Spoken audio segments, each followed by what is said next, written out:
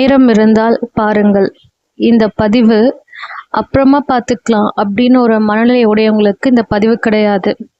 உங்களுடைய நேரத்தை நீங்கள் ரொம்ப வேல்யூவபிளாக கான்ஷியஸோடு இருக்கீங்க, உங்கள் நேரத்தை நீங்கள் மதிக்கிறீங்க அப்படின்றவங்களுக்கான பதிவு தான் இது.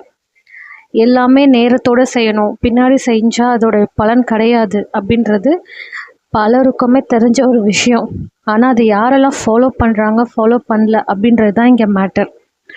நீங்கள் ஒரு விஷயத்த இன்றைக்கி செய்கிறதுக்கும் நாளைக்கு செய்கிறதுக்கும் வித்தியாசம் இருக்குது. இன்றைக்கி செஞ்சிங்கன்னா அது இன்னையோட முடிஞ்சிடும். நாளைக்கு செய்கிறீங்கன்னா நாளைக்கு நீங்கள் நிறைய வேலைகளை செய்ய வேண்டிய பொறுப்பில் இருப்பீங்க.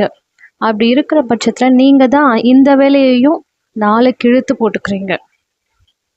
ஸோ நேரம் இருக்கும் போதே வாழ்க்கையை அமைச்சு கொள்ளணும். இல்லைன்னா நேரம் போனதுக்கப்புறம் நம்ம வருத்தப்பட்டு எந்த பிரயோஜனமும் கிடையாது. ஸோ இதுக்கு மேலேயாவது நேரத்தை விரயம் பண்ணுறவங்களா இருக்கிறவங்க யாராவது இந்த வீடியோவை பார்த்தீங்கன்னா உங்கள் லைஃப்பை சேவ் பண்ணுங்கள். டைமை மதித்து கான்ஷியஸோடு நடந்துக்கோங்க. தேங்க்ஸ்.